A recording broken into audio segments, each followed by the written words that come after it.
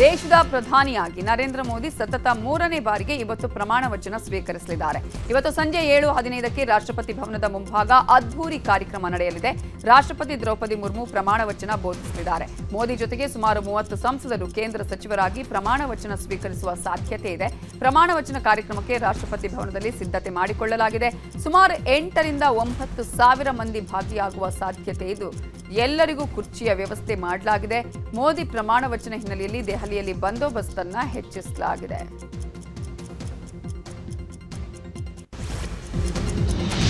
ಎಂದು ಪ್ರಧಾನಿಯಾಗಿ ಮೋದಿ ಪ್ರಮಾಣ ವಚನ ಸ್ವೀಕರಿಸುತ್ತಿದ್ದಾರೆ. ಈ ಮಧ್ಯೆ ಬೆಳಗ್ಗೆ ನರೇಂದ್ರ ಮೋದಿ ರಾಜ್ಘಾಟ್ನಲ್ಲಿರುವ ಮಹಾತ್ಮ ಗಾಂಧಿ ಸಮಾಧಿಗೆ ನಮನ ಸಲ್ಲಿಸಿದ್ದಾರೆ. ಜೊತೆಗೆ ಮಾಜಿ ಪ್ರಧಾನಿ ಅಟಲ್ ಬಿಹಾರಿ ವಾಜಪೇಯಿ ಸಮಾಧಿಗೂ ಮೋದಿ ನಮನ ಸಲ್ಲಿಸಿದ್ದಾರೆ. ಬಳಿಕ ರಾಷ್ಟ್ರೀಯ ಯುದ್ಧ ಸ್ಮಾರಕಕ್ಕೂ ತೆರಳಿ ಮೋದಿ ಗೌರವ ಸಲ್ಲಿಸಿದ್ದಾರೆ.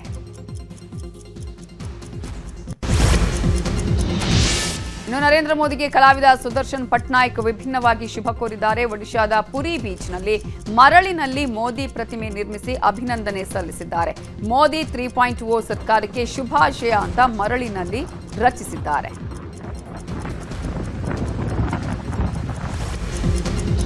ಎಚ್.ಡಿ. ಕುಮಾರಸ್ವಾಮಿಗೆ ಕೇಂದ್ರದಲ್ಲಿ ಮಂತ್ರಿ ಸ್ಥಾನ ಬಹುತೇಕ ಕನ್ಫರ್ಮ್ ಆಗಿದೆ. ಈ ಹಿನ್ನೆಲೆಯಿಂದ ಮೋದಿ ಪದಗ್ರಹಣ ಸಂದರ್ಭದಲ್ಲಿ ಕೇಂದ್ರ ಸಚಿವರಾಗಿ ಕುಮಾರಸ್ವಾಮಿ ಕೂಡ ಪ್ರಮಾಣ ವಚನ ಸ್ವೀಕರಿಸುವ ಸಾಧ್ಯತೆ ಇದೆ. ಮಂತ್ರಿ ಸ್ಥಾನ ಫಿಕ್ಸ್ ಆಗ್ತಿದ್ದಂತೆ ಎಚ್ಡಿಕೆಯ ಕರೆ ಮೇರೆಗೆ ಪತ್ನಿ ಅನಿತಾ, ಪುತ್ರ ನಿಖಿಲ್, ಸೊಸೆ ರೇವತಿ ದೆಹಲಿಗೆ ತೆರಳಿದ್ದಾರೆ. ಇವತ್ತು ನಡೆಯುವ ಕಾರ್ಯಕ್ರಮದಲ್ಲಿ ಕುಮಾರಸ್ವಾಮಿ ಕುಟುಂಬ ಕೂಡ ಭಾಗಿಯಾಗಲಿದೆ.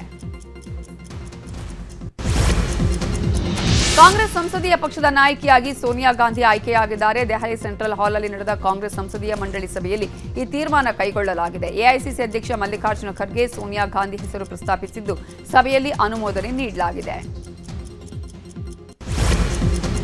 ಲೋಕಸಭೆ ಚುನಾವಣೆ ಬಳಿಕ ಇಂಡಿಯಾ ಕೂಟದವರು ಬಿಹಾರ ಮುಖ್ಯಮಂತ್ರಿ ನಿತೀಶ್ ಕುಮಾರ್ ಅವರನ್ನ ಸೆಳೆಯಲು ಪ್ರಧಾನಿ ಹುದ್ದೆಯ ಆಫರ್ ಕೊಟ್ಟಿದ್ರು. ಆದರೆ ನಿತೀಶ್ ಎನ್ಡಿಎ ಕೂಟದ ಬಗ್ಗೆ ಬದ್ಧತೆಯಿಂದ ಅದನ್ನ ತಿರಸ್ಕರಿಸಿ ನರೇಂದ್ರ ಮೋದಿ ಜೊತೆ ಕೈ ಜೋಡಿಸಿದ್ರು ಅಂತ ಜೆಡಿಯು ಪಕ್ಷದ ನಾಯಕ ಕೆಸಿ ತ್ಯಾಗಿ ಕುತೂಹಲಕಾರಿ ಮಾಹಿತಿ ಕೊಟ್ಟಿದ್ದಾರೆ. ಆದರೆ ಈ ರೀತಿಯ ಯಾವುದೇ ಆಫರ್ ಅನ್ನ ಇಂಡಿಯಾ ಕೂಟ ನೀಡಿಲ್ಲ ಅಂತ ಕಾಂಗ್ರೆಸ್ ಪ್ರಧಾನ ಕಾರ್ಯದರ್ಶಿ ಕೆಸಿ ವೇಣುಗೋಪಾಲ್ ಹೇಳಿದ್ದಾರೆ. ಚಂಡೀಗಢ ಏರ್ಪೋರ್ಟ್ನಲ್ಲಿ ಸಿಐಎಸ್ಎಫ್ ಮಹಿಳಾ ಪೇದೆ ಕುಲ್ವಿಂದರ್ ಕೌರ್ ಸಂಸದೆ ರಂಗನಾ ರಣಾವತ್ಗೆ ಕಪಾಳ ಮೋಕ್ಷ ಮಾಡಿದ್ರು. ಇದಕ್ಕೆ ಕಂಗನಾ ರಣಾವತ್ ಕೋಪದಿಂದ ಎಕ್ಸ್ನಲ್ಲಿ ಪೋಸ್ಟ್ ಮಾಡಿದ್ದಾರೆ. ನನ್ನ ಮೇಲಿನ ಹಲ್ಲೆ ಬಗ್ಗೆ ರಾಜಕಾರಣಿಗಳು ಹಾಗೂ ಚಿತ್ರರಂಗದ ನಟ ನಟಿಯರು ಧ್ವನಿ ಎತ್ತದಿರೋದು ದುರಂತ ಅಂತ ಹೇಳಿದ್ದಾರೆ. ಇನ್ನು ಹಲ್ಲೆ ನಡೆಸಿದ ಪೇದೆ ಪರವಾಗಿ ರೈತ ಸಂಘಟನೆಗಳು, ಬಾಲಿವುಡ್ನ ಕೆಲವು ಮೇರು ವ್ಯಕ್ತಿಗಳಿಂದ ಬೆಂಬಲ ವ್ಯಕ್ತ ಆಗ್ತಾ ಇರೋದಕ್ಕೂ ಕೂಡ ಕಂಗನಾ ರಣಾವತ್ ಕೆಂಡವಾಗಿದ್ದಾರೆ. ಒಬ್ಬ ವ್ಯಕ್ತಿಯ ಮೇಲೆ ಮತ್ಸರ ಇದೆ ಅಂತ ಹೇಳಿದ್ರೆ ಆಕೆಯ ಮೇಲೆ ಅತ್ಯಾಚಾರ ಮಾಡಿದ್ರು ಸರಿನಾ ಅಂತ ಕಟುವಾಗಿ ಪ್ರಶ್ನಿಸಿದ್ದಾರೆ. ಬೆಂಗಳೂರಲ್ಲಿ ತುಪ್ಪ ಕದಿಯೋ ಕಳ್ಳರ ಹಾವಳಿ ಹೆಚ್ಚಾಗಿದೆ. ನಂದಿನಿ ಪಾಲ್ ಸೂಪರ್ ಮಾರ್ಕೆಟ್ಗಳನ್ನೇ ಟಾರ್ಗೆಟ್ ಮಾಡುವ ಕಳ್ಳರು ತುಪ್ಪ ಕದ್ದು ಎಸ್ಕೇಪ್ ಆಗ್ತಿದ್ದಾರೆ. ಒಬ್ಬರೇ ಇರೋ ಅಂಗಡಿಗಳಿಗೆ ತೆರಳುವ ಕಳ್ಳರು ಕೆಜಿಗಟ್ಟಲೆ ತುಪ್ಪ ಖರೀದಿಸಿ ಹಣ ಕೊಡದೆ ಕ್ಷಣಾರ್ಧದಲ್ಲಿ ಅಂಗಡಿಯಿಂದ ಎಸ್ಕೇಪ್ ಆಗ್ತಿದ್ದಾರೆ. ಅನ್ನಪೂರ್ಣೇಶ್ವರಿ ನಗರದ ಸೂಪರ್ ಮಾರ್ಕೆಟ್ನಲ್ಲಿ ಇದೇ ರೀತಿ ಘಟನೆಯಾಗಿದೆ. ತುಪ್ಪವನ್ನ ಖರೀದಿಸಿ ಎಸ್ಕೇಪ್ ಆಗೋ ದೃಶ್ಯ ಸಿಸಿಟಿವಿಯಲ್ಲಿ ಸೆರೆಯಾಗಿದೆ. ಕೃಷ್ಣಾ ನದಿಯ ಒಡಲಿಗೆ ಸಕ್ಕರೆ ಕಾರ್ಖಾನೆಯ ತ್ಯಾಜ್ಯ ಸೇರ್ತಾ ಇರುವ ಆರೋಪ ಕೇಳಿಬಂದಿದೆ. ಬಾಗಲಕೋಟೆ ಜಿಲ್ಲೆ ಜಮಖಂಡಿ ತಾಲೂಕಿನ ಕಂಕನವಾಡಿ ಗ್ರಾಮಸ್ಥರು ಸಂಗಮೇಶ್ ನಿರಾಣಿ ಒಡೆತನದ ಕಾರ್ಖಾನೆಯ ವಿರುದ್ಧ ಸಿಡಿದೆದ್ದಿದ್ದಾರೆ. ಜಾನುವಾರುಗಳಿಗೆ ನೀರು ಕುಡಿಸಲು ಸಾಧ್ಯ ಆಗ್ತಿಲ್ಲ ಅಂತ ಜನ ಆಕ್ರೋಶ ವ್ಯಕ್ತಪಡಿಸಿದ್ದಾರೆ. ಸುಡುವ ಬೇಸಿಗೆಯ ನಡುವೆ ಮಹಾರಾಷ್ಟ್ರದ ನಾಶಿಕ್ನ ಹಳ್ಳಿಯೊಂದು ತೀವ್ರ ನೀರಿನ ಸಮಸ್ಯೆಯನ್ನು ಎದುರಿಸ್ತಾ ಇದೆ. ನಾಶಿಕ್ನ ಇಗತ್ಪುರಿಯಲ್ಲಿರುವ ಚಿಚ್ಲೆ ಖೈರೆ ಗ್ರಾಮದಲ್ಲಿ ಮಹಿಳೆಯರು ನೀರು ತರೋದಕ್ಕೆ ಮೈಲುಗಟ್ಟಲೆ ನಡೆದು ನೀರು ತರಬೇಕಾಗಿದೆ. ಅದೂ ಅಲ್ಲದೆ ಬಾವಿಯ ಅಂತರ್ಜಲ ಮಟ್ಟ ಕೂಡ ಕುಸಿದಿದ್ದು ಅಧಿಕಾರಿಗಳಿಗೆ ಎಷ್ಟು ಬಾರಿ ಮನವಿ ಮಾಡಿದರೂ ಪ್ರಯೋಜನವಾಗ್ತಿಲ್ಲ ಅಂತ ಮಹಿಳೆಯರು ಅಳಲನ್ನ ತೋಡ್ಕೊಂಡಿದ್ದಾರೆ.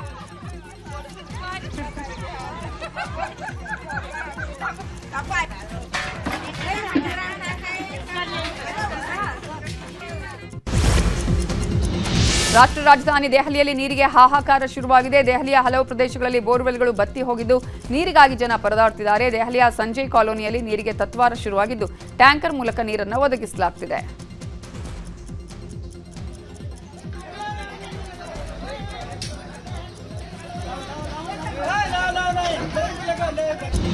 ರಾಜ್ಯದಲ್ಲಿ ಮುಂಗಾರು ಮಳೆ ಅಬ್ಬರಿಸುತ್ತಿದೆ. 19 ಜಿಲ್ಲೆಗಳಲ್ಲಿ ಹವಾಮಾನ ಇಲಾಖೆ ಮುನ್ನೆಚ್ಚರಿಕೆ ಕೊಟ್ಟಿದೆ. 12 ಜಿಲ್ಲೆಗಳಲ್ಲಿ ಯೆಲ್ಲೋ ಅಲರ್ಟ್, 11 ಜಿಲ್ಲೆಯಲ್ಲಿ ಆರೆಂಜ್ ಅಲರ್ಟ್ ಘೋಷಿಸಲಾಗಿದೆ. ಉತ್ತರ ಕನ್ನಡ ಹಾಗೂ ಉಡುಪಿ ಜಿಲ್ಲೆಯಲ್ಲಿ ಭಾರೀ ಮಳೆಯಾಗುವ ಎಚ್ಚರಿಕೆ ನೀಡಲಾಗಿದ್ದು ರೆಡ್ ಅಲರ್ಟ್ ಘೋಷಣೆ ಮಾಡಲಾಗಿದೆ. ಅಗತ್ಯ ಮುನ್ನೆಚ್ಚರಿಕೆ ವಹಿಸುವುದಕ್ಕೆ ಜಿಲ್ಲಾಡಳಿತಕ್ಕೆ ಸೂಚನೆ ನೀಡಲಾಗಿದ್ದು ಇನ್ನು ಬೆಂಗಳೂರಲ್ಲೂ 4 ದಿನಗಳ ಕಾಲ ಮಳೆಯಾಗುವ ಸಾಧ್ಯತೆ ಇದೆ. ಗದಗದಲ್ಲಿ ಸತತವಾಗಿ ಮಳೆಯಾಗ್ತಿದೆ. ಧರ್ಮಾಪುರ ಗ್ರಾಮದ ಗಣಪತಿ ಕೆರೆಯ ಕಿರು ಸೇತುವೆ ಕೊಚ್ಚಿ ಹೋಗಿದೆ. ಹೀಗಾಗಿ ಸೇತುವೆ ಇಲ್ಲದ ಹಿನ್ನೆಲೆ ಜಮೀನುಗಳಿಗೆ ರೈತರು ತೆರಳಲು ಪರದಾಡುತ್ತಿದ್ದು ಪರ್ಯಾಯ ರಸ್ತೆ ಕಲ್ಪಿಸಿಕೊಡುವಂತೆ ರೈತರು ಆಗ್ರಹಿಸಿದ್ದಾರೆ. ಹಾಗೆಯೇ ಕಲಬುರಗಿಯಲ್ಲಿ ಮಳೆಯ ಅಬ್ಬರ ಜೋರಾಗಿದೆ. ಇನ್ನೆರಡು ದಿನಗಳ ಕಾಲ ಭಾರೀ ಮಳೆಯಾಗುವ ಹಿನ್ನೆಲೆ ಆರೆಂಜ್ ಅಲರ್ಟ್ ಘೋಷಣೆ ಮಾಡಲಾಗಿದೆ. ಇನ್ನು ಬೆಳಗಾವಿಯ ಆನಂದ ನಗರದಲ್ಲಿ 30ಕ್ಕೂ ಹೆಚ್ಚು ಮಳೆ ನೀರು ಅವಾಂತರವನ್ನ ಸೃಷ್ಟಿ ಮಾಡಿದೆ. ಬೀದರ್ನಲ್ಲಿ ಮಳೆ ಅಬ್ಬರಿಸಿದೆ. ಮಳೆಯ ಅಬ್ಬರಕ್ಕೆ ನ್ಯೂ ಆದರ್ಶ ಕಾಲೋನಿಯ ಪ್ರಮುಖ ರಸ್ತೆಗಳು ಹಾಗೂ ಜಿಲ್ಲಾ ಕ್ರೀಡಾಂಗಣ ಜಲಾವೃತವಾಗಿದೆ. ತರಕಾರಿ ಮಾರ್ತಾ ಇದ್ದ ಗೂಡಂಗಡಿಗಳಿಗೆ ನೀರು ನುಗ್ಗಿದ್ದು ವ್ಯಾಪಾರಸ್ಥರು ಪರದಾಡಿದ್ರು. ಇನ್ನು ಮಳೆಗಾಲ ಆರಂಭಕ್ಕೂ ಮುನ್ನ ಚರಂಡಿ ಸ್ವಚ್ಛಗೊಳಿಸದೆ ನಗರಸಭೆ ನಿರ್ಲಕ್ಷ್ಯ ವಹಿಸಿದೆ ಅಂತ ಜನ ಆಕ್ರೋಶ ವ್ಯಕ್ತಪಡಿಸಿದ್ದಾರೆ. ಬೆಳಗಾವಿ ಜಿಲ್ಲೆಯ ನಿಪ್ಪಾಣಿ ತಾಲೂಕಿನಲ್ಲಿ ಮಳೆ ಅಬ್ಬರಿಸಿದೆ. ಲಖನಾಪುರ, ಮನೋಜವಾಡಿ, ಚಿಕ್ಕಳವಾಡ ಗ್ರಾಮದಲ್ಲಿ ಭಾರೀ ಮಳೆಯಾಗಿದೆ. ಭಾರೀ ಮಳೆ ಹಿನ್ನೆಲೆ ಲಖನಾಪುರ ಹಳ್ಳ ಉಕ್ಕಿ ಹರಿತಾ ಇದೆ. ಹಳ್ಳದ ಸಂಪರ್ಕ ರಸ್ತೆಯ ಮಧ್ಯೆ ಮಿನಿ ಟ್ರಕ್ ವಾಹನ ಸಿಕ್ಕಾಕೊಂಡು ಚಾಲಕ ಪರದಾಡಿದ. ನೀರಿನ ಅಬ್ಬರ ಹೆಚ್ಚಾಗ್ತಾ ಇದ್ದಂತೆ ವಾಹನವನ್ನ ನೀರಿನಲ್ಲೇ ಬಿಟ್ಟು ಚಾಲಕ ಬಚಾವಾಗಿದ್ದಾನೆ.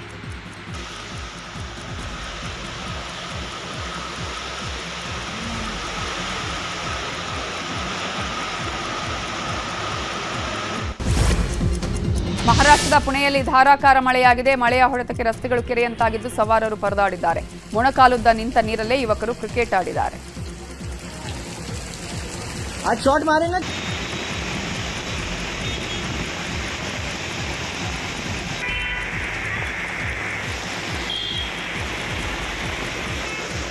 पुणे महानगरपालिकेने पावसाळी ड्रेनेज लाईन सफाई न केल्यास ವಾಲ್ಮೀಕಿ ಅಭಿವೃದ್ಧಿ ನಿಗಮದ ಹಗರಣ ಸಂಬಂಧ ಶಾಸಕ ದದ್ದಲ್ ಹಾಗೂ ಸಚಿವ ಶರಣ್ ಪ್ರಕಾಶ್ ಪಾಟೀಲ್ ರಾಜೀನಾಮೆಗೆ ಬಿಜೆಪಿ ನಾಯಕರು ಪಟ್ಟು ಹಿಡಿದಿದ್ದಾರೆ.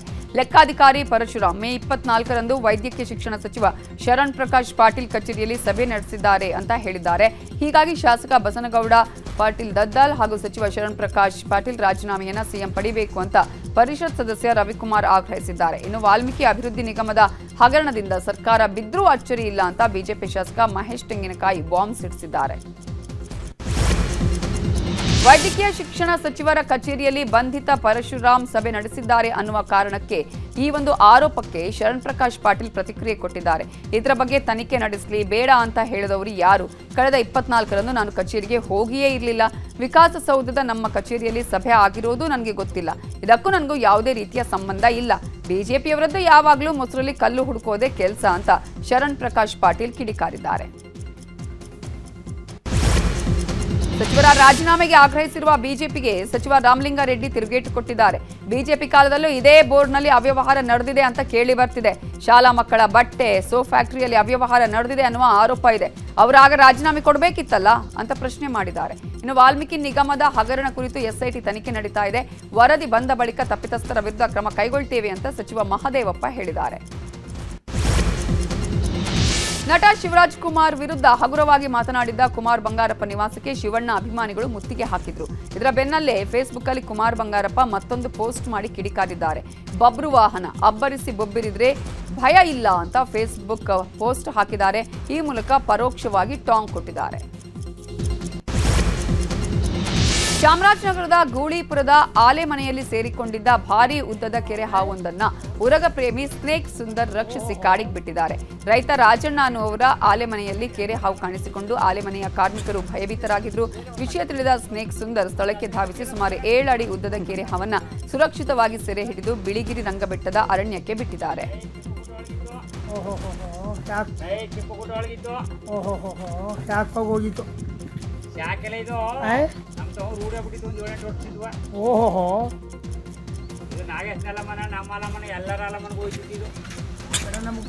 ಬೇರೆ ಒಂದು ಬಟ್ಟೆ ಕೊಡಿ ದಯವಿಟ್ಟು ಒಂದು ಸುತ್ತಲಿ ಅದು ಕಟ್ಟಿಯಲ್ಲ ಇದು ಮಂದಾನಿ.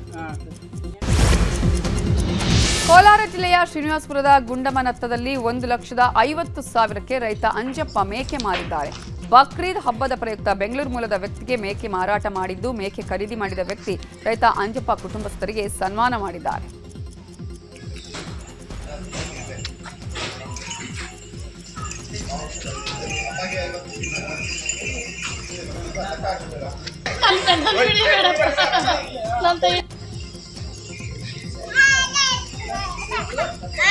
ಮೂರನೇ ಬಾರಿ ಪ್ರಧಾನಿಯಾಗಿ ನಮೋ ಪಟ್ಟಾಭಿಷೇಕ 3.0. ಕ್ಯಾಬಿನೆಟ್ನಲ್ಲಿ ಸ್ವಪಕ್ಷೀಯರಿಗೆಷ್ಟು, ಎನ್ಡಿಎ ಮಿತ್ರರಿಗೆಷ್ಟು ಸ್ಥಾನ, ಕರ್ನಾಟಕಕ್ಕೆ ಎಷ್ಟು ಮಂತ್ರಿ ಪಟ್ಟ, ದಿಲ್ಲಿಯಿಂದ ಕ್ಷಣ ಕ್ಷಣದ ಮಾಹಿತಿ. ಮೋದಿ ಸರ್ಕಾರ 3.0 ನ್ಯೂಸ್ 18 ಬಿಗ್ ಕವರೇಜ್.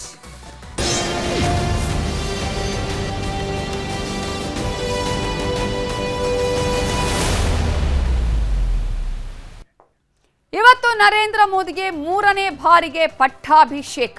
ಹ್ಯಾಟ್ರಿಕ್ ಪ್ರಧಾನಿಯಾಗಿ ಇವತ್ತು ಮೋದಿ ಪ್ರಮಾಣ ವಚನವನ್ನ ಸ್ವೀಕರಿಸಲಿದ್ದಾರೆ. ರಾತ್ರಿ 7:15 ಸರಿಯಾಗಿ ಪ್ರಮಾಣ ವಚನ ಸ್ವೀಕಾರ ಕಾರ್ಯಕ್ರಮದಲ್ಲಿ 3ನೇ ಬಾರಿಗೆ ಪ್ರಧಾನಿಯಾಗಿ ಇವತ್ತು ಪ್ರಮಾಣ ವಚನವನ್ನ ನರೇಂದ್ರ ಮೋದಿ ಸ್ವೀಕರಿಸಲಿದ್ದಾರೆ. ದೆಹಲಿಯಲ್ಲಿ ಇವತ್ತು ಅದ್ಧೂರಿ ಸಮಾರಂಭವನ್ನ ಹಮ್ಮಿಕೊಳ್ಳಲಾಗಿದೆ. ರಾಷ್ಟ್ರಪತಿ ಭವನದ ಮುಂದೆ ಭವ್ಯ ವೇದಿಕೆ ಈಗಾಗಲೇ ಸಿದ್ಧಗೊಂಡಿದೆ. ಮೋದಿ ಜೊತೆಗೆ 20ಕ್ಕೂ ಅಧಿಕ ಸಂಸದರು ಕೂಡ ಪ್ರಮಾಣ ವಚನವನ್ನ ಸ್ವೀಕರಿಸಲಿದ್ದಾರೆ. ನಮೋ 3.0 ಸರ್ಕಾರ ರಚನೆಗೆ ಕ್ಷಣಗಣನೆ ಆರಂಭ ಆಗಿದೆ. 3ನೇ ಬಾರಿಗೆ ಪ್ರಧಾನಿಯಾಗಿ ಇವತ್ತು ನರೇಂದ್ರ ಮೋದಿ ಪ್ರಮಾಣ ವಚನ ಸ್ವೀಕರಿಸ್ತಾ ಇರುವ ಹಿನ್ನೆಲೆಯಲ್ಲಿ ಈಗಾಗಲೇ ರಾಷ್ಟ್ರಪತಿ ಭವನದ ಮುಂಭಾಗ ಎಲ್ಲಾ ರೀತಿಯಲ್ಲೂ ಕೂಡ ಸಜ್ಜುಗೊಂಡಿದೆ. ಜೊತೆಗೆ ದೇಶ ವಿದೇಶದ ಸಾಕಷ್ಟು ಗಣ್ಯರು ಪ್ರಮಾಣ ವಚನಕ್ಕೆ ಸಾಕ್ಷಿಯಾಗಲಿದ್ದಾರೆ. ಅನೇಕ ವಿದೇಶಿ ಗಣ್ಯರು ಕೂಡ ಈಗಾಗಲೇ ಆಗಮಿಸಿದ್ದಾರೆ. ಪ್ರಮಾಣ ವಚನ ಸ್ವೀಕಾರ ಕಾರ್ಯಕ್ರಮಕ್ಕೆ ಎಲ್ಲಾ ರೀತಿಯ ಸಿದ್ಧತೆಗಳನ್ನು ಕೂಡ ನಡೆಸಲಾಗಿದೆ. ಗಾಂಧಿ ಸಮಾಧಿ, ವಾಜಪೇಯಿ ಸಮಾಧಿಗೂ ಕೂಡ ಈಗ ಬೆಳಗ್ಗೆ ನಮಿಸಿದ್ದಾರೆ ಮೋದಿ.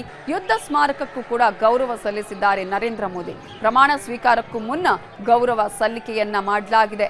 ಈಗಾಗಲೇ ನಿಮಗೆ 3 ದೃಶ್ಯಗಳನ್ನು ಕೂಡ ನಾವು ತೋರಿಸ್ತಾ ಇದ್ವಿ. ಗಾಂಧಿ ಸಮಾಧಿಗೆ ಬೆಳಗ್ಗೆನೆ ನಮನವನ್ನು ಸಲ್ಲಿಸಿದ್ದಾರೆ. ರಾಜ್ಘಾಟ್ಗೆ ತೆರಳಿ ಅಲ್ಲಿ ಮಹಾತ್ಮ ಗಾಂಧಿಯವರ ಸಮಾಧಿಗೆ ನಮನವನ್ನ ಸಲ್ಲಿಸಿ ಆಶೀರ್ವಾದವನ್ನ ಪಡ್ಕೊಂಡಿದ್ದಾರೆ. ಅದೇ ರೀತಿಯಾಗಿ ಮಾಜಿ ಪ್ರಧಾನಿ ಅಟಲ್ ಬಿಹಾರಿ ವಾಜಪೇಯಿ, ಬಿಜೆಪಿಯಲ್ಲಿ ಪ್ರಮುಖ ನಾಯಕತ್ವವನ್ನು ಪಡ್ಕೊಂಡಂತಹ ಪ್ರಧಾನಿಯಾಗಿದ್ದಂತಹ ವಾಜಪೇಯಿ ಅವರ ಸಮಾಧಿಗೂ ಕೂಡ ವಂದನೆಯನ್ನ ಸಲ್ಲಿಸಿದ್ದಾರೆ ನರೇಂದ್ರ ಮೋದಿಯವರು.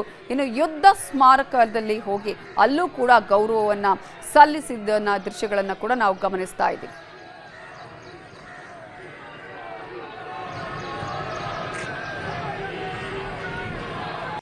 ಇನ್ನು ಮೋದಿ ಜೊತೆ ಇವತ್ತು ಯಾರೆಲ್ಲ ಪ್ರಮಾಣ ಸ್ವೀಕಾರ ಮಾಡ್ತಾರೆ, ಯಾರಿಗೆಲ್ಲ ಒಲಿಯತ್ತೆ ಕೇಂದ್ರ ಮಂತ್ರಿ ಭಾಗ್ಯ, ಈ ಒಂದು ಪ್ರಶ್ನೆಗೆ ಉತ್ತರ ಸಿಗಬಹುದು ಇವತ್ತು. ಯಾಕಂತ ಹೇಳಿದ್ರೆ ಅವರ ಜೊತೆಗೇನೆ 20ಕ್ಕೂ ಹೆಚ್ಚು ಸಂಸದರು ಪ್ರಮಾಣ ವಚನವನ್ನ ಸ್ವೀಕರಿಸ್ತಾರೆ. ಈ ಒಂದು ಕುತೂಹಲ ಹಾಗೆ ಇದೆ. ನ್ಯೂಸ್ 18 ಕನ್ನಡದಲ್ಲಿ ಎಕ್ಸ್ಕ್ಲೂಸಿವ್ ಲಿಸ್ಟ್, ಯಾರ್ಯಾರಿಗೆ ಯಾವ್ಯಾವ ಮಿತ್ರ ಪಕ್ಷಗಳಿಗೆ ಎಷ್ಟೆಷ್ಟು ಸೀಟು ಸಿಗತ್ತೆ, ಬಿಜೆಪಿಗೆ ಎಷ್ಟು, ಮಿತ್ರ ಪಕ್ಷಗಳಿಗೆ ಎಷ್ಟು ಮಂತ್ರಿ ಸ್ಥಾನ ಸಿಗತ್ತೆ, ರಾಜ್ಯದಿಂದ ಈಗಾಗಲೇ ಸಂಸದರಾಗಿದ್ದಾರಲ್ಲ ಅವರಿಗೆ ಯಾರಿಗೆಲ್ಲ ಈ ಲಕ್ ಒಲಿಯತ್ತೆ, HDK ಡಾಕ್ಟರ್ ಮಂಜುನಾಥ್ ಅವರಿಗೆ ಮಂತ್ರಿ ಸ್ಥಾನ ಫಿಕ್ಸ್ ಆಗಿದೆಯಾ, ಎಲ್ಲಾ ಕುತೂಹಲಗಳಿಗೂ ಕೂಡ ಉತ್ತರವನ್ನ ನಾವು ಕೊಡ್ತಾ ಇದ್ದೀವಿ. ಮೋದಿ ಸರ್ಕಾರ 3.0 ಅಲ್ಲಿ ಅಮಿತ್ ಶಾ, ರಾಜನಾಥ್ ಸಿಂಗ್, ನಿತಿನ್ ಗಡ್ಕರಿ ಬಿಜೆಪಿಯ ಕಡೆಯಿಂದ ಅವರು ಈಗಾಗಲೇ ಸಚಿವರಾಗುವ ಸಾಧ್ಯತೆಗಳು ಇದೆ. ಇನ್ನು ನಿರ್ಮಲಾ ಸೀತಾರಾಮನ್, ಜೈಶಂಕರ್, ಶಿವರಾಜ್ ಸಿಂಗ್ ಚೌಹಾಣ್ ಇವರೆಲ್ಲರೂ ಕೂಡ ಸಚಿವರಾಗೋ ಸಾಧ್ಯತೆ ಇದೆ. ಸಂಭಾವ್ಯ ಸಚಿವರ ಪಟ್ಟಿಯನ್ನು ನಿಮ್ಮ ಮುಂದೆ ಇಡ್ತಾ ಇದ್ದೀವಿ. ಇನ್ನು ಮಹಾರಾಷ್ಟ್ರದಿಂದ ಪಿಯೂಷ್ ಗೋಯಲ್, ಜಾರ್ಖಂಡ್ನಿಂದ ಅರ್ಜುನ್ ಮುಂಡಾ, ಮಧ್ಯಪ್ರದೇಶದಿಂದ ಜ್ಯೋತಿರಾದಿತ್ಯ ಸಿಂಧ್ಯಾ ಅವರಿಗೂ ಕೂಡ ಸಚಿವ ಸ್ಥಾನ ಸಿಗುವ ಸಾಧ್ಯತೆ ಇದೆ. ಹಿಮಾಚಲ ಪ್ರದೇಶದಿಂದ ಅನುರಾಗ್ ಠಾಕೂರ್, ಕರ್ನಾಟಕದಿಂದ ಪ್ರಹ್ಲಾದ್ ಜೋಶಿ ಅವರಿಗೆ, ಮಧ್ಯಪ್ರದೇಶದಿಂದ ನರೇಂದ್ರ ಸಿಂಗ್ ತೋಮರ್ ಅವರಿಗೂ ಕೂಡ ಸಚಿವ ಸ್ಥಾನ ಸಿಗುವಂತಹ ಸಾಧ್ಯತೆಗಳು ಇದೆ. ಸಂಭಾವ್ಯ ಸಚಿವರ ಲಿಸ್ಟ್: ಬಿಹಾರದಿಂದ ಗಿರಿರಾಜ್ ಸಿಂಗ್, ರಾಜಸ್ಥಾನದಿಂದ ಗಜೇಂದ್ರ ಸಿಂಗ್ ಶೇಖಾವತ್, ರಾಜಸ್ಥಾನದಿಂದ ಭೂಪೇಂದ್ರ ಯಾದವ್ ಅವರನ್ನ ಸಚಿವರನ್ನಾಗಿ ಮಾಡುವಂತಹ ಸಾಧ್ಯತೆ ಇದೆ. ಇನ್ನು ರಾಜ್ಯಸಭೆಯಿಂದ ಹರ್ದೀಪ್ ಸಿಂಗ್ ಪುರಿ, ಗುಜರಾತ್ನಿಂದ ಪುರುಷೋತ್ತಮ್ ರೂಪಾಲ, ಅದೇ ರೀತಿಯಾಗಿ ದೆಹಲಿಯಿಂದ ಬಾನ್ಸುರಿ ಸ್ವರಾಜ್ ಇವರನ್ನ ಕೂಡ ಸಚಿವರನ್ನಾಗಿ ಮಾಡುವ ಸಾಧ್ಯತೆ ಇದೆ. ಇವತ್ತು ಪ್ರಮಾಣ ವಚನ ಸ್ವೀಕರಿಸುವ ಸಾಧ್ಯತೆ ಇದೆ. ಇನ್ನು LJPಯಿಂದ ಚಿರಾಗ್ ಪಾಸ್ವಾನ್, JDS ಕರ್ನಾಟಕದಿಂದ HD ಕುಮಾರಸ್ವಾಮಿ, ಅನುಪ್ರಿಯಾ ಪಟೇಲ್ ಅಪ್ನಾಕರ್ ಉತ್ತರ ಪ್ರದೇಶದಿಂದ ಅಪ್ನಾ ದಳದಿಂದ ಅವರಿಗೂ ಸಚಿವ ಸ್ಥಾನ ಕೊಡುವಂತಹ ಚಾನ್ಸಸ್ ಇದೆ. ಸೊ ಯಾವ ರೀತಿಯ ಸಿದ್ಧತೆಗಳು ನಡೀತಾ ಇದೆ, ಯಾವ ರೀತಿಯ ಮಂತ್ರಿ ಸ್ಥಾನ ಯಾರ್ಯಾರಿಗೆ ಸಿಗುವ ಚಾನ್ಸಸ್ ಇದೆ, ಇವೆಲ್ಲದರ ಬಗ್ಗೆ ಡೀಟೇಲ್ಸ್ ಅನ್ನ ಕೊಡೋದಕ್ಕೆ ನಮ್ಮ ಪೊಲಿಟಿಕಲ್ ಬ್ಯೂರೋ ಹೆಡ್ ಆಗಿರುವಂತಹ ಚಿದಾನಂದ ಪಟೇಲ್ ಈಗ ನೇರ ಸಂಪರ್ಕದಲ್ಲಿ ಜಾಯ್ನ್ ಆಗಿದ್ದಾರೆ. Chidananda Patel, good morning. ಈಗಾಗಲೇ ಇವತ್ತು ನರೇಂದ್ರ ಮೋದಿ ನೇತೃತ್ವದ 3.0 ಸರ್ಕಾರದ ರಚನೆಗೆ ಕ್ಷಣಗಣನೆ ನಿರ್ಮಾಣ ಆಗಿದೆ. ಈಗಾಗಲೇ ಕ್ಷಣಗಣನೆ ಆರಂಭ ಆಗಿರುವಂಥದ್ದು. ಈ ಹಿನ್ನೆಲೆಯಲ್ಲಿ ಯಾವ ರೀತಿಯ ಸಿದ್ಧತೆಗಳನ್ನ ಈಗಾಗಲೇ ಆರಂಭ ಮಾಡಿಕೊಳ್ಳಲಾಗಿದೆ, ಜೊತೆಗೆ ಯಾರ್ಯಾರಿಗೆ ಅದರಲ್ಲೂ ಮಿತ್ರ ಪಕ್ಷಗಳಿಗೆ ಎಷ್ಟು ಸ್ಥಾನ ಸಿಗುವಂತಹ ಚಾನ್ಸಸ್ ಇದೆ?